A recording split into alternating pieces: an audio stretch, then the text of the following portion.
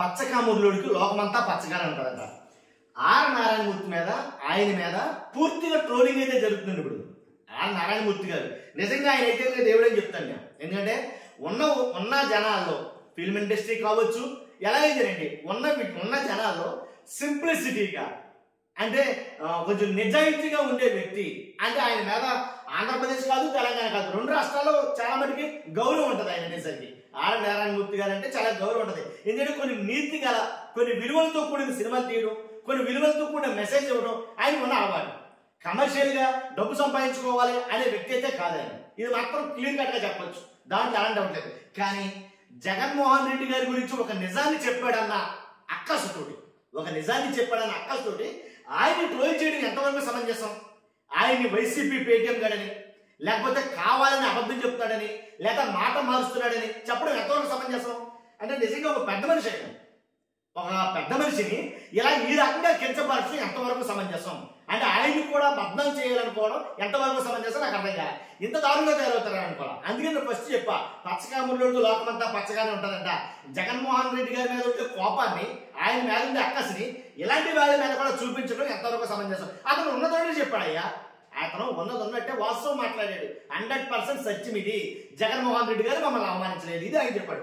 ఆయన్ని ఇప్పుడు ఎక్కువగా ట్రోల్ చేస్తారు. ఇప్పుడు ఎక్కువగా ఆయన గురించి రకరకాలుగా మాట్లాడటం, వైసీపీ పేటీఎం అని అలాగని ఇలాగని నానా బూతులు తిట్టడం, ఇలాగ ఆయన విషయం అయితే ట్రోల్ చేయడం చేస్తారు. ఇది మమ్మటిగా అసలు ఎవరు ఒప్పుకోలేదు అనమాట. ఫస్ట్ అయితే లైక్ చేయండి. ఎందుకు చెప్తానంటే లైక్ చేస్తే ఈ ఇన్ఫర్మేషన్ ఎక్కువ మందికి షేర్ అవుతుంది. కొత్తగా మన ఛానల్తో పక్కాగా సబ్స్క్రైబ్ చేయండి. మీ అమూల్యమైన అభిప్రాయాన్ని కామెంట్ రూపంలో తెలియజేయండి. ఆర్ నారాయణమూర్తి గారు అనే వ్యక్తి ఎలాంటి వాడు అనే దాని మీద మీ అభిప్రాయం తెలియజేయండి. ఇక్కడ చూస్తున్నటువంటి యూట్యూబర్ సంతుబాబు గారు ఈ చెప్పేది ఏంటంటే ఆర్ నారాయణమూర్తి మాట మార్చాడని.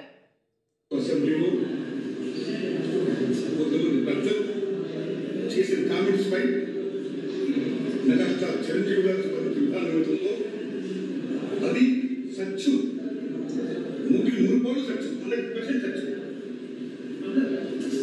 అప్పుడు వైఎస్ జగన్మోహన్ రెడ్డి గారు హయాంలో ఆయన సీఎంగా ఉన్నప్పుడు, వేరుగారి గారు సినిమాటోగ్రఫీ మంత్రిగా ఉన్నప్పుడు ఇండస్ట్రీ నుంచి చిరంజీవి గారితో పాటు చాలా మంది వారు ఆహ్వానించడానికి నేను కూడా ఒకటి. చిరంజీవి గారు మాట్లాడుతూ ఆ నాన్న కూడా వచ్చాడు మాట్లాడతారు కాబట్టి చాలా మంది మీలాంటి మిత్రులు నన్ను ఇవాళ అక్కడ ఏం జరిగిందని అడుగుతున్నారు కాబట్టి చెప్పాల్సిన బాధ్యత నాపై ఉంది కాబట్టి నేను చెప్తున్నా, సత్యం చెప్తున్నాను మీకు. జగన్మోహన్ రెడ్డి గారి గవర్నమెంట్ మా సినిమా కళాకారులు కానీ చిరంజీవి గారిని కానీ ఎవరిని కూడా అవమానించలేదు. చాలా ఈ మాటను తెచ్చిపెట్టుకున్నాడు ఆర్ నారాయణమూర్తి గారు. జగన్మోహన్ రెడ్డి గారు మా సినిమా వాళ్ళని కానీ చిరంజీవి గారు కానీ ఎవరిని అవమానించలేదు అని ఆ మాట అంటూ తెచ్చిపెట్టుకున్నాడు ఆయన.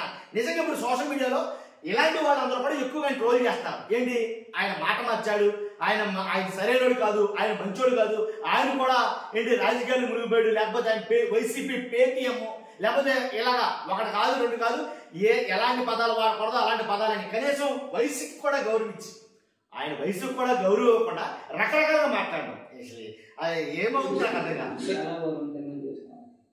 మిమ్మల్ని ఎంత గౌరవించారో ఆ రోజు చిరంజీవి గారిని ఎంత గౌరవించారో మేము చూసాం. ఇవాళ మనం వచ్చి చిరంజీవి గారు అక్కడ రిలీజ్ చేసారని చెప్పేసి అని ఆ రోజు ఎవరిని అవమానించలేదు, మమ్మల్ని ఇద్దరు పెట్టుకున్నారు, మాకు సన్మానం చేశారు నమ్ముతారు ఎవరైనా. ఆ రోజు మేము చూడలేక ఒక విషయానికి క్లారిటీగా ఇప్పటికే సమాధానం చెప్పవలసి. ఆ రోజున మీటింగ్లో ఏం జరిగిందో తెలియకుండా, దాన్ని బయట పెట్టకుండా, ఎవరేం మాట్లాడారో అనేది బయట పెట్టకుండా కేవలం చిరంజీవి గారి వీడియో మాత్రమే కట్ చేసి ఆయన నమస్కారం పెట్టిన వీడియో మాత్రమే రిలీజ్ చేశారండి. దానికి సమాధానం లేదు. ఆ రోజున మెగా అభిమానులు మీడియా మొత్తం కూడా జగన్మోహన్ రెడ్డి ముఖం పైన తుప్పుకుని వేసింది కదా. జగన్మోహన్ రెడ్డి గారి ముఖం మీద తుప్పుకుని మూసాడంట. దేని గురించి? ఏదైతే చిరంజీవి గారు అలాగే కొంతమంది సినిమా హీరోలు అందరికి వెళ్ళిపోయినప్పుడు ఏంటి చిరంజీవి గారు నమస్కారం పెట్టారు, జగన్మోహన్ రెడ్డి గారు నమస్కారం పెట్టలేదు. దాని గురించి మీడియా అంతా అలాగే మెగా అభిమానులు అందరూ తుప్పుకుని మూసారంట. అసలు అన్న వాళ్ళ మీద పోతారు ఇప్పుడు. ఎందుకంటే డైరెక్ట్ చిరంజీవి గారు చెప్తారు. మరి ఏం అర్థం చేసుకున్నారు ఏంటి నాకు అర్థం కావట్లా. డైరెక్ట్ చిరంజీవి గారే ఒక లేఖ రాశాడు, ఇక్కడ నేను లేను, నేను అమెరికాలో ఉన్నాను, జగన్మోహన్ రెడ్డి గారు నాకు అసలు ఆయన వల్ల నన్ను అవమానం జరగలేదు, ఆయన నన్ను అవమానించలేదు, నన్ను చాలా ప్రేమగా ఆప్యాయంగా ఆహ్వానించారు. భార్య భర్తలు ఇద్దరు తీసుకొచ్చి మమ్మల్ని కూర్చోబెట్టి మాకు భోజనం పెట్టి తర్వాత మాకు ఆతిథ్యం ఇచ్చి మేము కారు వరకు వెళ్ళే వరకు కూడా, మేము కారులోకి ఎక్కే వరకు కూడా భార్య భర్తలు ఇద్దరు వచ్చి సాగనంపారు అని ఆయన చాలా క్లియర్గా మాట్లాడాడు, చాలా క్లియర్గా లెటర్ రాశాడు. ఇలాంటి వాళ్ళందరూ అనుకున్నారని ఒక లెటర్ ఇచ్చాడు. అది కూడా నమ్మకపోతే అలాగా ఇప్పుడు సోషల్ మొత్తం మీడియా అంతా కాదు, ఓన్లీ ఇలాంటి మీడియా మాత్రమే అబద్ధం చేసుకుందని చెప్పాలి. ఆ రోజు మంత్రిగా ఉన్న పేరు నాని ఖండించాడా? లేదు. కొన్ని వైసీపీ నాయకులు ఏమైనా ఆ రోజు మాట్లాడారా? లేదు. కొన్ని మీరేమైనా ఆ రోజు మాట్లాడారా? ఆ రోజు నాకు పెద్ద రచ్చ జరిగింది కదా మన ఎన్నికల వరకు, ఇప్పటికీ కూడా అదే రచ్చ కదా. చిరంజీవి గారిని జగన్మోహన్ రెడ్డి ఘోరంగా అవమానించడానికి కదా రచ్చ జరిగింది కూడా. మరి ఆ రోజు మాట్లాడకుండా మీరు ఈ రోజు వచ్చి లేదండి ఆ రోజు ఎవరినో అవమానించలేదంటే అసలు ఆ రోజు రచ్చ జరిగిందని ఎవడన్నాడో? అసలు ఆ రోజు రచ్చ జరిగిందని ఎవడన్నాడో? నారాయణమూర్తి గారు ఆ రోజు ఎందుకు మాట్లాడలేదు, ఇప్పుడు ఎందుకు మాట్లాడేది అంటున్నా ఈయన. ఆ రోజు రచ్చ జరగలేదు అని అనడానికి, రచ్చ జరిగిందని అనడానికి మీకు అదే నేను అన్నా, పచ్చకమ్ముడికి లోకమంతా పచ్చగా కనపడదంట. ఒక తప్పుని ఎత్తకాలని అనుకున్నప్పుడు ఏదో తప్పు దొరుకుతూ ఉంటది. కాబట్టి ఆ రోజు రచ్చ జరిగిందని మీకు అనిపించింది, రాష్ట్రంలో చాలా మంది కనిపించా చాలా బాగా జరిగింది. జగన్మోహన్ రెడ్డి గారి విషయంలో ఆ సినిమా హీరోలు వెళ్ళారు, బాగా జరిగిందని అందరూ అనుకున్నారు కామ్గా. కానీ రచ్చ జరిగిందని అనుకున్నది మీరు మాత్రమే. అది మర్చిపోతాడు ఆయన. కానీ రచ్చ జరగలేదు అనుకున్నాడు కాబట్టి ఆ రోజు ఏం మాట్లాడాలా? ఆ రోజు జరిగిందంతా మంచే కాబట్టి అంతా బాగా జరిగింది అని అనుకున్నాడు కాబట్టి ఆ రోజు మాట్లాడాల. ఇప్పుడు జరిగింది కాబట్టి, ఒక రచ్చ జరుగుతుంది కాబట్టి ఆయన చిరంజీవి గారు లేఖ రిలీజ్ చేశారు కాబట్టి మాట్లాడాల్సిన సందర్భం వచ్చింది కాబట్టి ఆయన మాట్లాడాడు. అది సర్దుబాబుకి అర్థం కాదా? నమ్మకాలు ఎవరైనా వాస్తవం మాట్లాడండి, జనం చూసారుగా. చూడకపోతే బాధ, లేదురా ఎవరికీ తెలియదు అనుకుంటే బాధ. అంత పెద్ద మీటింగ్ జరిగింది, అందరూ మీరు వెళ్ళారు, ప్రభాస్ గారు వెళ్ళారు, మహేష్ బాబు గారు వెళ్ళారు, చిరంజీవి గారు, రాజమౌళి గారు, ఇంకొంతమంది వెళ్ళారు కదా. మరి మీరు ఎవరు మాట్లాడిన వీడియో బయటికి రాలేదుగా. ఎందుకు రావాలి? ఓన్లీ చిరంజీవి గారి వీడియో మాత్రం వైఎస్ఆర్సీపీ పార్టీ బయటికి తీసుకొచ్చి ఎందుకు తిప్పారు దాన్ని? వాళ్ళ సోషల్ మీడియాలో అఫీషియల్ గా అప్లోడ్ చేసిన వీడియో అది. సరే పోనీ అవమానించలేదు అనుకుందామండి, అవమానించలేదని అనుకుందానండి, అవమానించలేదు. ఆయనే చెప్తున్నాడు ఆ మాట. చిరంజీవి గారు చెప్తారు, బాబు మీలాంటి అర్థం కాదురా బాబు, కాస్తంత కళ్ళు తెచ్చి చూడండిరా, నాకు అవమానం జరగలేదురా, నన్ను అవమానించలేదు జగన్మోహన్ రెడ్డి గారు, నన్ను చాలా బాగా ప్రేమగా ఆహ్వానించాడు అని ఆయన లెటర్ రాశాడు, నోటితో చెప్పాడు, వీడియో చేశాడు, అన్నీ చేశాడు. అయినా మీకు అర్థం కావట్లా. అందుకే చిరంజీవి గారు చెప్పేది అదే, అవమానించలేదు అని అనుకోండి కాదు, అవమానం జరగలేదనే చిరంజీవి గారు చెప్పారు. చిరంజీవి గారు నమస్కారం పెట్టినప్పుడు తిరిగి నమస్కారం పెట్టాలని ఇంగిత జ్ఞానం జగన్మోహన్ రెడ్డి లేదా? ఏం మాట్లాడతారండి? ఇప్పుడు అసెంబ్లీలో వాళ్ళకి ఇప్పుడు చిరంజీవి గారు నమస్కారం పెడితే తిరిగి నమస్కారం, అసలు ముందు సాల్వా కప్పి అధ్యక్షుడిని కౌగులించుకున్నదే జగన్మోహన్ రెడ్డి గారు. ఆ వీడియోలు అన్ని బయట పెట్టాడు కదా, చిరంజీవి గారే పెట్టుకున్నారు కదండి. అవి చూడలేదండి, నాకు అర్థం కాదు. జగన్మోహన్ రెడ్డిని సైకో అన్నాడు కాబట్టి ఇప్పుడు దాన్ని రద్దు చేసేసి రబ్బర్ చేసేసి మనం ఇక్కడికి వచ్చేసి ఏం లేదంటే ఆ రోజు జగన్మోహన్ రెడ్డి ఎవరైనా అవమానించలేదంటే చాలా బాగా చూసుకున్నాడనే మనం నెత్తి మీద ఎక్కున్నాడంటే ఎందుకని మాట్లాడడం అంతేనా? ఇంకా మాట్లాడు నెత్తి మీద తెచ్చుకున్నాడు అన్న రేవంత్ రెడ్డి గారు అదే సినిమా హీరోలు అందరూ ఎక్కితే ఏంటి కాలు మీద కాలేసి నేను కూర్చుని ఏంటి మిగిలిన వాళ్ళందరూ కూర్చుంటే దాన్ని ఎలా మాట్లాడారు? అది అవమానం కదా, అక్కడ అవమానం జరిగినట్టు కదా. ఎక్కడికి వెళ్ళిపోయినప్పుడు వీళ్ళందరూ నాకు అర్థం కాదు. ఎందుకంటే కోవిడ్ కష్టకాలంలో సినిమాలను ఏమైపోద్ది అని భయపడుతున్న దశలో పరిశ్రమ పెద్దలందరూ కలిసి చిరంజీవి గారిని కలిసారు. పరిశ్రమ పెద్దలే ఆయన భావించి ఆయన గౌరవించి నన్ను ఆహ్వానించారు. చిరంజీవి గారు స్వయంగా ఫోన్ చేశారు అనే సంస్కారం. అప్పుడు ఢిల్లీలో నారాయణమూర్తి ఇండస్ట్రీ తెలిసి పరిస్థితిలో ఉంది. భారీ చిత్రాలతో పాటు సదస్సు ఇలాంటి వాడు అందరూ కూడా రావాలి, ఎప్పుడైనా చెప్పాలి, మనందరం ప్రభుత్వాన్ని కలవాలి, ప్రభుత్వం మనకి ఏ సహాయకులు వస్తాయో మనం స్వీకరించాలి, మనం వినియోగించాలి. ఎన్ని దశాబ్దాల కాలంగా లేనిది కొత్తగా జగన్మోహన్ రెడ్డి అధికారంలోకి వచ్చిన తర్వాత సినీ పెద్దలు వెళ్ళి కలిసి ప్రతి సినిమాకి కూడా మా టికెట్ల రేట్లు పెంచండి అని అడుగు తెలుసుకునే పరిస్థితి ఎందుకు తీసుకొచ్చారండి? సినీ పరిశ్రమ దివాలా తీసిందా? కోవిడ్ సమయంలో క్లిష్ట పరిస్థితుల్లో ఉందా? కోవిడ్ సమయంలో మీరనే కాదు అన్ని అలాగే తగలంటాయి. వ్యాపారాలు లేవు, పనులు లేవు, సామాన్యులు బ్రతకడానికి కూడా కష్టపడతారు. ఆ సమయంలో మీ సినిమా రిలీజ్ అయిపోయి థియేటర్లో 100,000 మంది ఎట్టగా రాదు, తెలిసిందే కదా. అది మరి క్లిష్ట పరిస్థితులు ఏముంది దానికి సమాధానం? కోవిడ్ పరిస్థితుల్లో సినిమా పరిశ్రమ క్లిష్ట పరిస్థితుల్లో ఉందంటే క్లిష్ట పరిస్థితులు ఏముంది? క్లిష్ట పరిస్థితులు ఏం లేదే అంటాడు ఏంటండి ఆయన. క్లిష్ట పరిస్థితుల్లో ఉంది. కోవిడ్ సమయంలో చాలా మంది జూనియర్ ఆర్టిస్టులు తినడానికి ముద్దలేక, కోవిడ్ సమయంలో చాలా మంది జూనియర్ ఆర్టిస్టులు తినడానికే ముద్దలేక చాలా మంది చచ్చిపోయిన ఉన్నారు జూనియర్ ఆర్టిస్టుల్లో కూడా.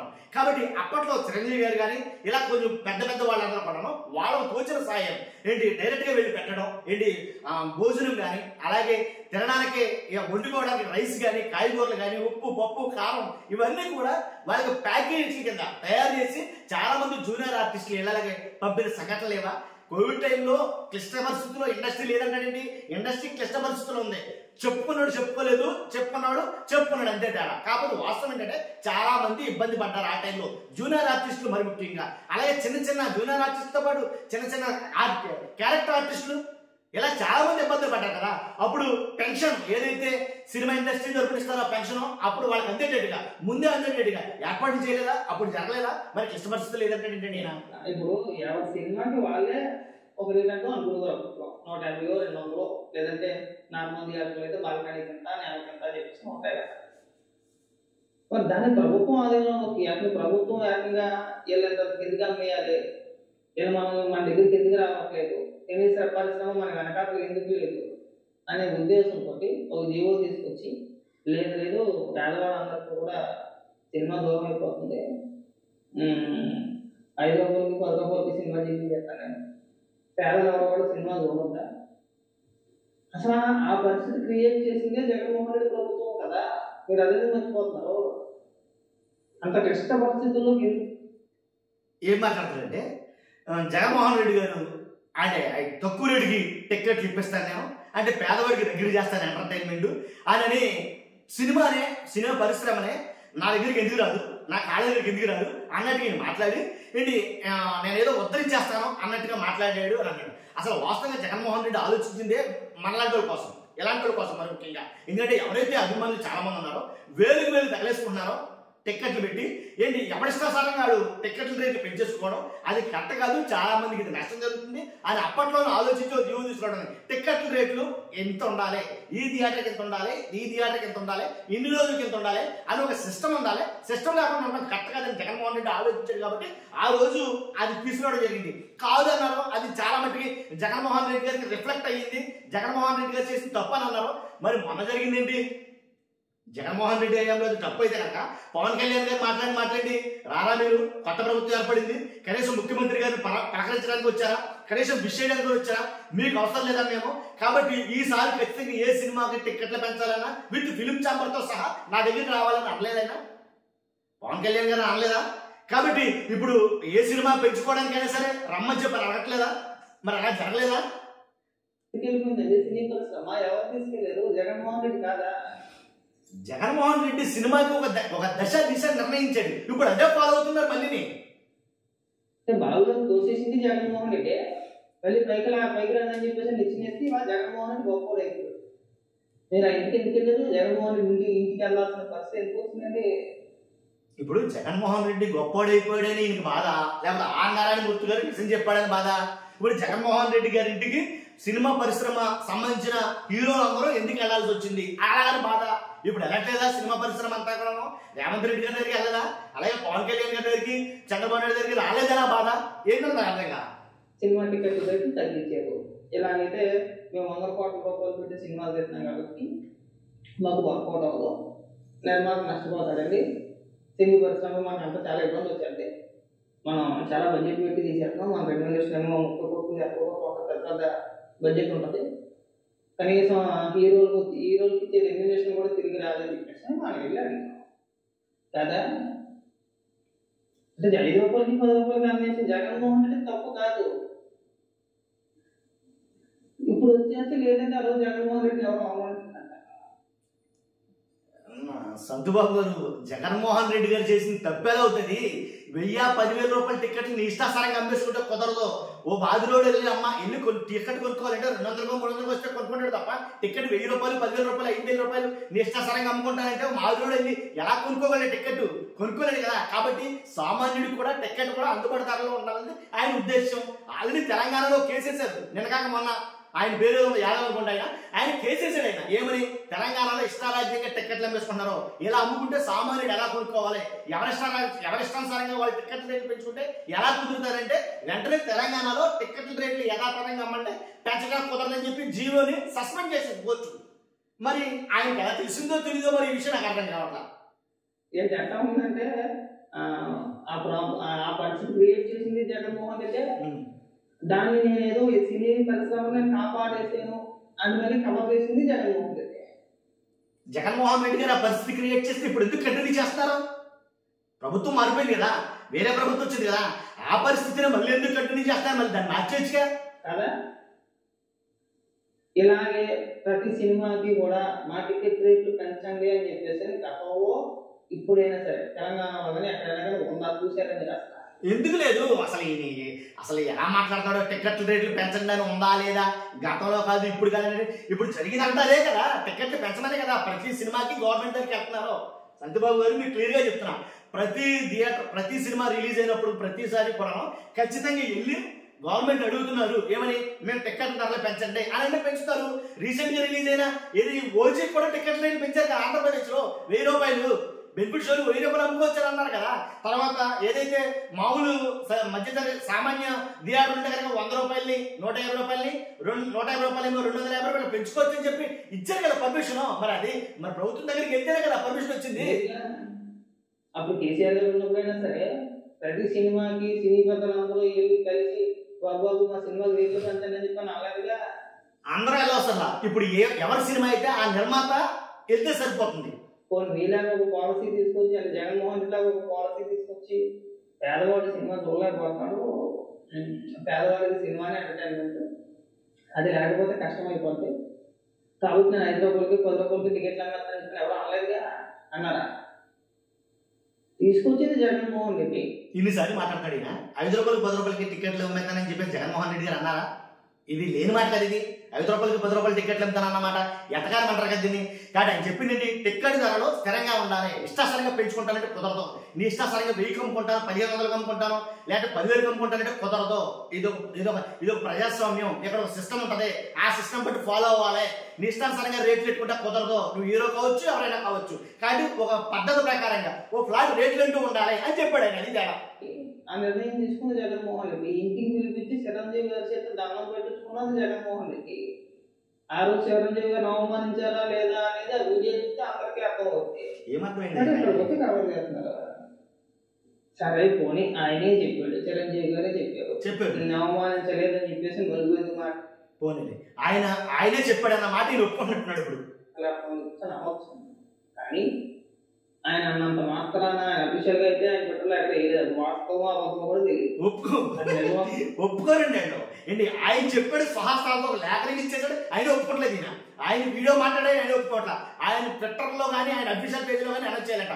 పత్రికా ప్రకటించాడండి బాబు. నిజంగా అదే అబద్ధం అన్నాడు. ఇదే అంశాలన్నీ కూడా అందరూ ప్రస్తావించారు, అవమానించారా లేదా. ఇంకా ఈ విషయాల పైన మీరు పెద్దలు మాట్లాడడం అనేది బాగుండేదేమో. పెద్దలు అనేది ఇప్పుడు గుర్తుకొచ్చినట్టు. నేను జగన్మోహన్ రెడ్డి సినీ పరిశ్రమని ఉదరించాలా, నేను ఎక్కడికో తీసుకెళ్ళిపోవాలా. ఇక్కడ మీ భజన చెప్తే నాకేం కనబడట్లేదు, జగన్మోహన్ రెడ్డి భజన చెప్తే నాకేం కనబడట్లేదు. ఈయన భజనతో కూటమి ఉంటుంది యాక్చువల్గా అయితే కనుక. ఇప్పుడు పార్టీలకు అతీతంగా మాట్లాడాలి. ఏదైనా వీడియో చేస్తే నా వీడియోలు అలా ఉంటాయి, పార్టీలకు అతీతంగా ఉంటాయి. భజన మనం ఎలా చేస్తామనేది మనం ఆటోమేటిక్ గా తెలిసిపోతుంది. ఇక్కడికి ఒకవేళ నిజంగా అవమానించకపోతే ఆ రోజే మాట్లాడాల్సింది బయటకు వచ్చి. చిరంజీవి గారు అట్లాగే మాట్లాడతారు, తప్పుగా మాట్లాడతారు, తప్పుగా స్పందిస్తూ ఉంటారు. కాబట్టి మీరైనా సరే పెద్దలు కాబట్టి లేదండి ఆ రోజు జగన్మోహన్ రెడ్డి గారు అవమానించలేదు, జగన్ చాలా మర్యాదగా చూసుకున్నారని చెప్పేసి ఆ రోజే చెప్పుకుంటే ఇప్పటి వరకు ఈ ప్రచారం ఉండేది కాదేమో. అప్పటి వరకు ఎక్కడా లేదు, ఎందుకంటే పేరు నానికి మీరు అందరూ పనిచేస్తున్నారు కదా. అప్పుడైనా ఇదే ఆర్ నారాయణమూర్తి గారు అప్పుడే బయటకు చెప్పినా సరే ఇలాంటి వాళ్ళు వినరు, ఒప్పుకుంటారా? ఇలాంటి వాళ్ళు ఇప్పటికీ ఒప్పుకోరు. అప్పుడు కూడా ఆర్ నారాయణమూర్తి గారు మాట మార్చారని ఇలాంటి వీడియోనే చేస్తాడు ఆయన. ఎందుకంటే ఆర్ నారాయణమూర్తి గారికి వ్యక్తిత్వం తెలిసిన ఎవరు కూడా ఆయన ఏదైనా కించపరచరు, ఆయన అవమానించరు, ఆయన ఈ రకంగా అయితే మాట్లాడరు. అదైతే నేను చెప్పాలనుకున్న వీడియో బట్టి. ఫస్ట్ లైక్ చేయండి. Thank you very much.